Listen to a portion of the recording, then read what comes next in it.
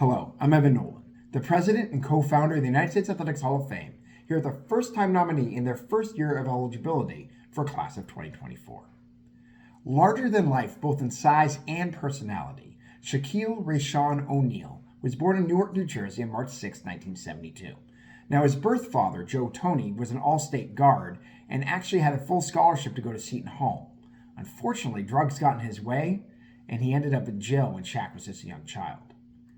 As a result, Shaq was raised by his mother, Lucille. That's right, her name is Lucille O'Neal, and Jamaican stepfather and Army Sergeant Phil Harrison. O'Neal, by the way, was 6'6" at the age of just 13 and was trying to escape from the harsh streets of Newark by shooting baskets in the Boys and Girls Club.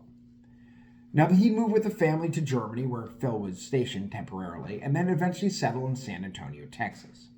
He was now 16 years old and 6'10". He'd spent 2 years at Robert G. Cole High School, leading the Cougars to a 68-1 record over those 2 years and the state title in his senior year. By the way, he still holds the Texas state record for most rebounds in a season with 791. After graduation, he'd attend LSU, where family friend Dale Brown was the head coach. At LSU, he was a 2-time consensus All-American, 2-time SEC Player of the Year, and led the NCAA in rebounds once and blocks once. And in 1991, he won the Adolph Rupp, AP, and UPI trophies as the NCAA Basketball Player of the Year. He'd be drafted number 1 overall by the Orlando Magic in 1992. Now, his NBA career started quickly. He'd be named the NBA Player of the Week in his first week in the NBA, first time that had ever happened. For that year, he'd averaged 23.4 points, 13.9 rebounds, and 3.5 blocks a game, easily winning the 1993 Rookie of the Year award. In Shaq's second season, he'd up his scoring average to 29.4 points a game, which was second in the league, and lead the Magic to the playoffs for the first time, where they get swept by the Pacers.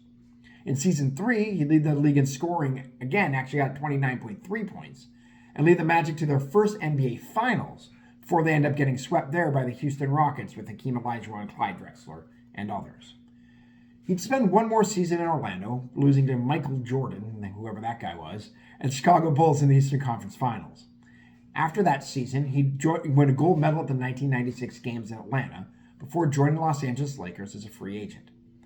With the Lakers, he'd team with a newly drafted teenager, the late Kobe Bryant, to try and rebuild the Lakers' mystique. And Shaq and Kobe would have pretty good success. They'd win several division titles on their own, but things would really take off after hiring a former Bulls coach, Phil Jackson, after the 1999 season. Their first year together, not only would Shaq win his only MVP, he was one vote off from being unanimous that year, by the way, but the Lakers would win their first title with Shaq winning the Finals MVP. In fact, the Lakers win 3 straight titles, pick up the 2001 and 2002 titles as well, with Shaq earning Finals MVP honors in each of those seasons.